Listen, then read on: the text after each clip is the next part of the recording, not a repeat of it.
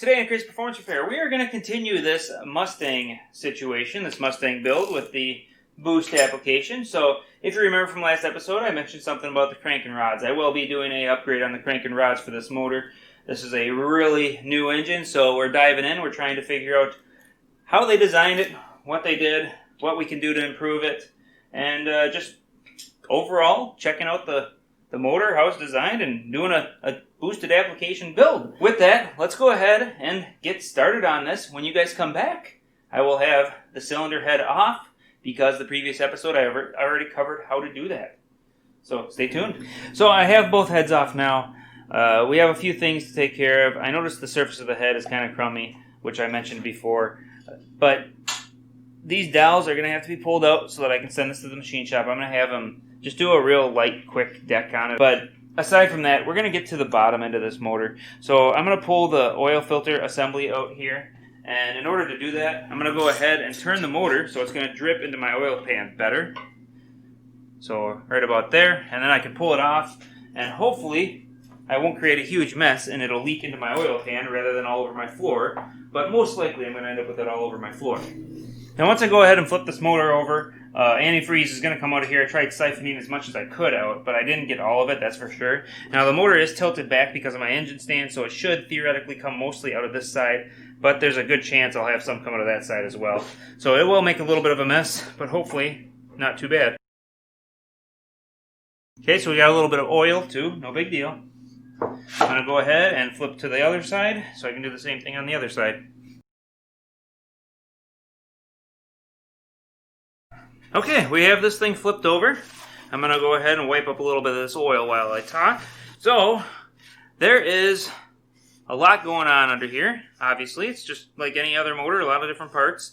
I'm going to look over and talk about a few different things that I see as benefits and losses with this motor. So, just at first glance, the rods look like they're pretty solid rod material. It looks like it was cast with a pretty fine material. Usually that's a good sign of a very good quality rod for a factory rod.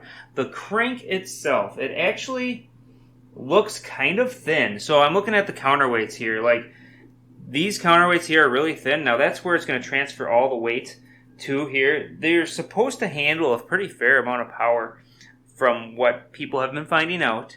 Now, it doesn't mean that's true or not, but I notice a heavy counterweight here and here. When you think about a crankshaft, it's transferring more and more power the further it goes down. So all these pistons create power, right? And as you get further down the line, there's more power going between each section of the crankshaft. So you have very little power, no power actually on this half, except for what little is driving the accessories on the front of the motor. That's going that direction. But the power and torque is being transferred through this section here, and then these two cylinders add that much more power to this section here. Then these two cylinders more to here, of course, and it just keeps going down the line. Now, we have 6 cylinders transferring a lot of power through this little section here. And I can't help but notice how thin this section of the crank is. So that's a little scary considering the Ford EcoBoost broken crankshaft video I recently had. I'll go ahead and throw a link up there. And that video, that is like identical to what that crankshaft looked like. And that one broke its crankshaft. So that is a little scary to me, how thin that is. Now, once we get the bearings off, we'll see if they have a chamfer in the area where it transfers from this to the main support of it. If they have a good chamfer, it's going to be a little bit stronger, but if they don't have a chamfer, there's going to be a good chance of breakage there. And then this area is really thick, really heavy. I don't see that being a problem.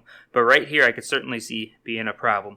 So what else do I notice? So looking at the bottom of this, I noticed the oil pump here. There's a gasket, a very large rubber seal here.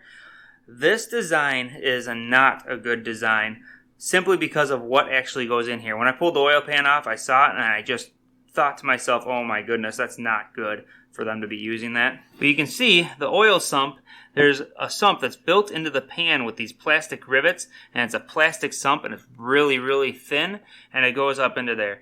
Now, if this thing gets even a remote crack in it, gets a little old, dries out, whatever, this thing cracks, it's game over. You're going to have air in the system. It's not going to build pressure. It's not going to work very well. And then, of course, this seal, being the rubber seal it is definitely eventually going to allow air through. I see this being a much bigger problem than what the GM vehicles are having in the future, because the GM vehicles use an O-ring, but at least they still use a metal tube. This plastic tube is going to be nothing but trouble, I fear, and especially since there's a seam right here that's molded together. In the manufacturing process, that seam could easily have a flaw from the factory, and it could split somewhere in that seam if they didn't get it hot enough when they fuse those two parts together. So I see big time flaws with this oil pan. The windage tray thing, you can see there's just these little dimples here, and these little dimples are what's holding it on. Everything's just kind of a quick plastic form, plastic melted form. It's really, really cheap. I do not like this design at all. If there's an upgraded pan for these things, that would be awesome. I'm sure somebody will come up with it eventually if they haven't already, because this is a pretty cheap design, pretty poor design. Now, what's good about this motor? Well, let's start with the way the main is bolted down. So we have a cast iron main cap on an aluminum block. The main cap is a 4-bolt main. That's really strong, plus the 2 side bolts. So kind of a 6-bolt main. Now, it's set up similar to the GM engines. Why am I comparing it to a GM? Because a lot of people run the GMs for performance applications. It's similar to that in the respect that there's a small window right here between this cap, the block. There's like a little window here. And then down there, sort of similar to that of, like, say, an LS3, there is a small opening, and that's to let the gases from each cylinder or piston, as it's moving the air around inside the crankcase here, to transfer back and forth from side to side. The GMs on, like, an LS3, for instance, has that window. LS2, a lot of the LSs have a window there, but the difference between this and an LS is this is going to be much, much stronger. Another huge upgrade between this and, like, say, a GM V8 or LS is if you look down right here, there's a tube right here. And this guy is an engine oil squirter for the piston, to cool off the piston and lubricate the cylinder walls. Having this oil squirter here is awesome for power adders or performance uses. So this is a very, very good design to have some kind of oil squirter system in there. And unlike the GM V8s, they do not have that. Aside from that kind of sums up my opinion on what I see with this engine block. Kind of a cool engine block, I'm not going to lie. I do like it. I do like its design. I just got a couple flaws that I'm going to nitpick, just because that's the way I am. I try not to be biased on my opinions. I just see what I see, and I make my opinion assessment off of that. So I'm going to go ahead and get this thing torn down and get it to the machine shop. So as you can see, I have the crankshaft rotating assembly all completely out. However, I did not video any of the removal of the crankshaft, but basically it's like any other crankshaft. Unbolt the thing, pop up the main caps, and pull the crankshaft out. So with that, we are going to go ahead on the next episode here and continue working on the Mustang, solely because order of operations as far as how I actually did the video series, because I had to wait on all the parts for the motor to get here.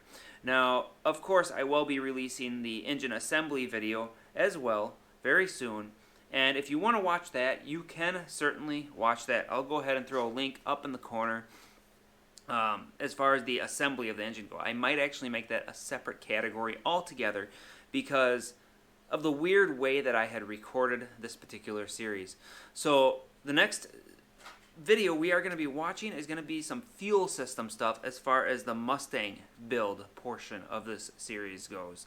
If you're just interested in the engine stuff, of course, like I said, that link that I just pointed out in the corner, that one is the video you're going to want to go to, because that will be the assembly process of the engine, and that will be the performance build portion of the engine. So you'll get a chance to see my process of doing so. So with that, like, share, subscribe, and of course, thanks for watching.